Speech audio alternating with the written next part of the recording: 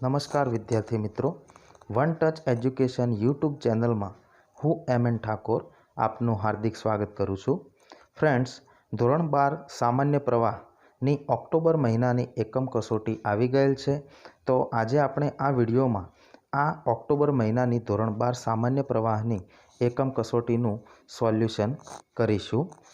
So let's begin. Section A એમાં first question છે, write whether the sentences are true or false. નીચેના વાક્યો એ true છે કે ફોલ્સ એ તમારે લખવાનું છે. તો ફર્સ્ટ સેન્ટેન્સ છે ધ રેડ એન્ટ્સ.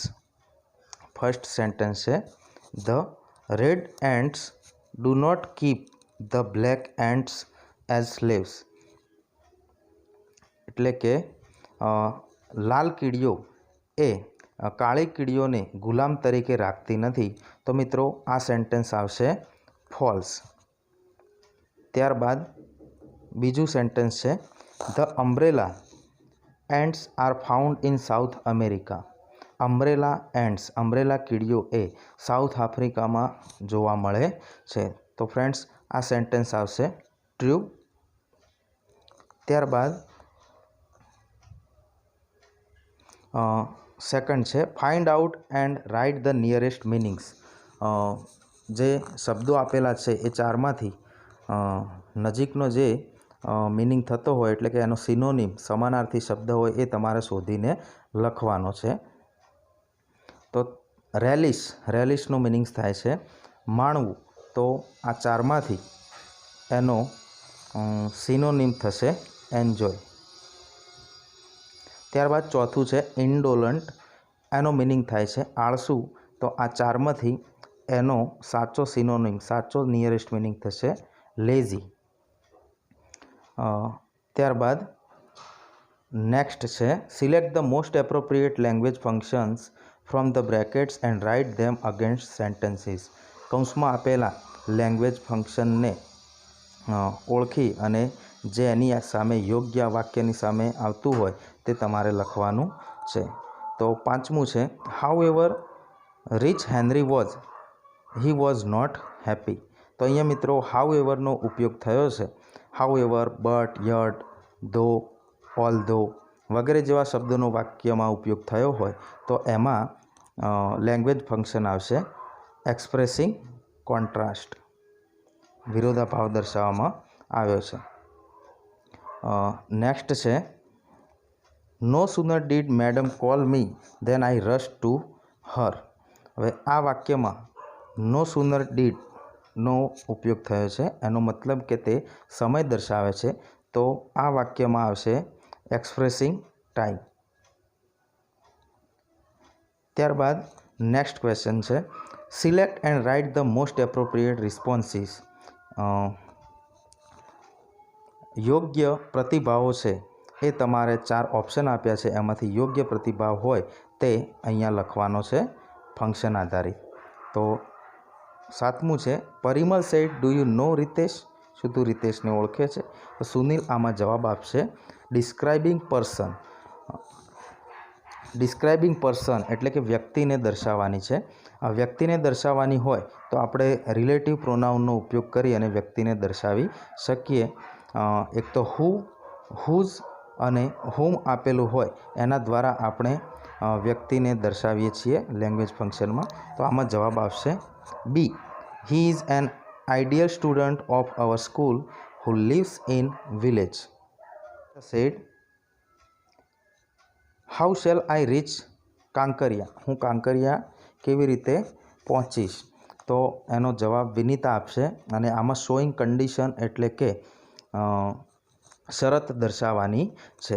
તો ફ્રેન્ડ્સ આ ચાર વિકલ્પોમાંથી જે ઇફવાળું વાક્ય છે option D A if you higher Uber you will rich Kankaria. જો તમે ઉબેરને ભાડે કરશો, ઉબેર એ એક વાહનની કંપનીનું નામ છે જે ભાડેથી ટેક્સીઓ આપે છે.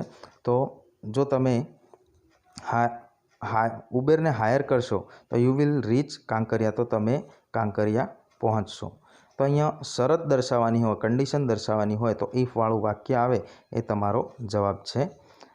નેક્સ્ટ આપણે જોઈશું select and write the most appropriate questions to get underlined words and phrases as their answer. એટલે કે જે લીટી દોરેલા શબ્દોને ધ્યાનમાં રાખી અને નીચેના 4 ઓપ્શનમાંથી યોગ્ય WH પ્રશ્ન બનતો હોય એ તમારે સિલેક્ટ કરવાનો છે. તો driver ends are dangerous. Dangerous નીચે લીટી આપેલી છે. ડેન્જરસ એટલે ભયંકર અથવા તો ભયાનક. તો આનો પ્રશ્ન બનશે how are option B how are driver ants. Driver ants એ કેવી છે. ત્યારબાદ 10મું છે you should think twice before you speak. હવે અહીંયા ટ્વાઇસની નીચે લીટી આપેલી છે. તો twice, often, seldom, always, never વગેરે જેવા શબ્દોની નીચે લીટી આપેલી હોય તો તમારે એમાં હાઉ ઓફનથી વાળું વાક્ય હોય એ વાક્ય હાઉ ઓફનથી પ્રશ્ન બનશે. તો અહીંયા તમારે જવાબ આવશે option B how often should you think before you speak. Read the extracts and answer the questions. Paragraph વાંચો અને નીચેના પ્રશ્નોના જવાબ આપો. એમાં પહેલો પ્રશ્ન છે did the ant climb down backward into the pit. શું કીડીઓ એ ખાડામાં થઈને નીચેથી ઉપર અથવા તો પાછળ થઈ અને ચડતી હતી. તો એનો જવાબ આવશે તમારે લખવાનું yes the ant climbed down backward into the pit. Yes the ant climbed down backward into the pit. Next છે 12મું how was the ant chain formed. કીડીઓ એ ચેનની રચના કેવી રીતે કરતી હતી અથવા તો કીડીઓએ ચેનની રચના કેવી રીતે કરી. તો આ પ્રશ્નનો જવાબ આવશે the ant chain was formed by holding the tail end of another ant in front. તો અહીંયા જે જવાબ આવશે કે the ant chain was formed by holding the tail end of another ant in front of. કે તેઓ કીડીઓ એ એકબીજાની પૂંછડી પકડી અને ચેનની રચના કરતી હતી. ત્યારબાદ પણ પેરેગ્રાફ ઉપરથી પ્રશ્નોના જવાબ આપવાના છે. What has science discovered about ant life. કીડીઓના જીવન વિશે વિજ્ઞાને શું શોધ્યું છે. તો આમાં જવાબ આવશે તમારે જવાબમાં પહેલું લખવાનું કે the science has discovered about ant life that this tiny creatures is very close to human intelligence. કે આ નાનકડા જે જીવો છે એ એમની બુદ્ધિ એ માનવની બુદ્ધિની ખૂબ જ નજીક છે. ત્યારબાદ 14મો પ્રશ્નનો જવાબ જોઈશું. Find out the correct similar word for adeptness from the paragraph. એટલે કે પેરેગ્રાફમાંથી એડેપ્ટનેસનો સાચો સિમિલર વર્ડ એ શોધીને લખવાનો છે. અને અહીંયા તમારે 3 ઓપ્શન આપ્યા છે. એડેપ્ટનેસનો મતલબ થાય છે કુશળતા, કારીગરી, નિષ્ણાત. તો એના જેવો જ તમારા ઓપ્શનમાંથી મિનિંગ ધરાવતો સિનોનિમ વર્ડ છે, સિમિલર વર્ડ છે એ ઓપ્શન સી એક્સપર્ટાઇઝ એટલે પણ નિષ્ણાત અથવા તો કુશળ એનો મતલબ થાય છે. ત્યારબાદ સેક્શન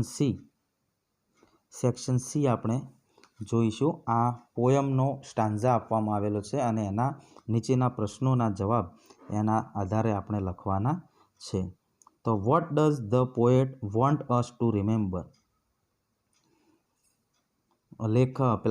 પોએટ એટલે કે કવિ એ આપણને શું યાદ કરાવવા માંગે છે. તો આનો જવાબ આવશે the poet wants to remember us that the poet wants to remember us that no men are strange and no countries are foreign. તમારા આ પ્રશ્નનો જવાબ આ રીતે થશે. ત્યારબાદ નેક્સ્ટ છે where do we live on. આપણે ક્યાં રહીએ છીએ. What are well we all aware of. અને આપણે શેનાથી જાગૃત થવું જોઈએ. તો આ પ્રશ્નના જવાબમાં આવશે we all live on the same earth. We all live on the same earth. આપણે એક જ પૃથ્વી ઉપર રહીએ છીએ. અને આપણે શેનાથી જાગૃત થવાનું છે. તો આગળ અલ્પવિરામ કરીને we all are aware of. We all are aware of sun air and water.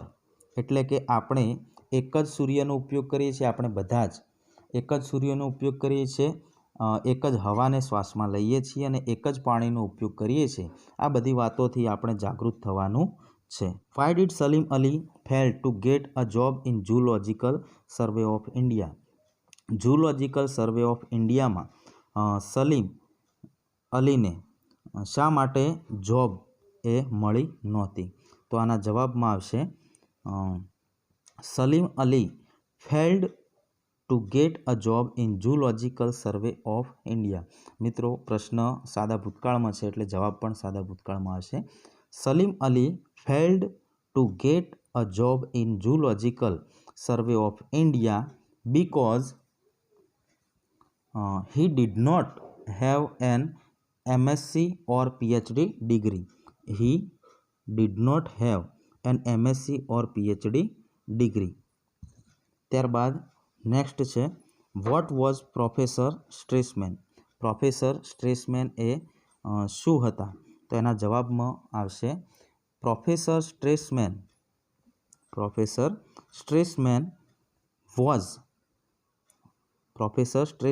was an acknowledged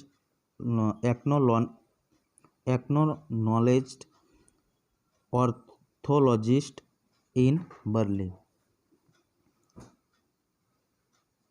ત્યારબાદ પેરેગ્રાફ છે અને એના પ્રશ્નોના જવાબ એ આપણે અહીંયા લખવાના છે. What was Manasi doing at the counter. Manasi એ કાઉન્ટર ઉપર શું કરી રહી હતી. તો તેના પ્રશ્નના જવાબમાં આવશે Mansi was standing at the counter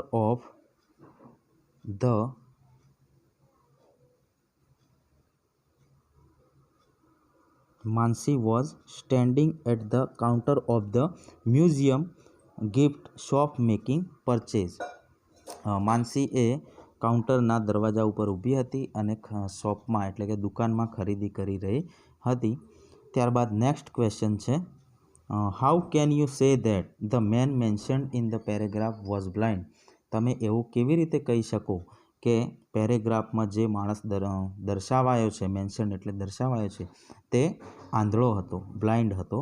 તો તમારે જવાબમાં એ રીતે લખવાનું છે કે we can say that the man mentioned in the paragraph was blind.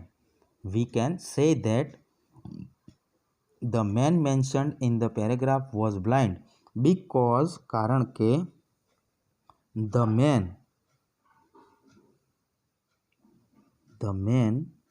After paying the bill pulled out a white stick and tapped his way towards the gate. બરાબર છે.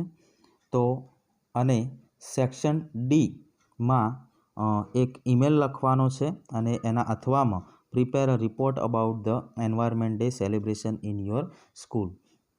Hemant Shah has received a power bank from Amazon which is not working properly. Hemant શાહે એ Amazon જે app છે એના ઉપરથી એક power બેંકની ખરીદી કરી હતી. બરાબર, અથવા તો પાવર બેંક તેમને મળી હતી પરંતુ તે યોગ્ય રીતે કામ કરી રહી નથી. સો તેથી write an email for the replacement of it to amazon@shop.co.in. આ ઈમેલ એડ્રેસ ઉપર તમારે ઈમેલ લખવાનો છે કે તેને બદલવા માટે. ત્યારબાદ એના અથવામાં છે prepare a report about the environment day celebration in your school. તમારી સ્કૂલમાં પર્યાવરણ દિવસની ઉજવણી કરી એના વિશે તમારે ટૂંકમાં એક રિપોર્ટ લખવાનો છે. તો ફ્રેન્ડ્સ, આશા છે કે તમને આ એકમ કસોટીના પ્રશ્નપત્રમાં બધું જ સંપૂર્ણ ખ્યાલ આવી ગયો છે. તો થેન્ક્સ ફોર વોચિંગ.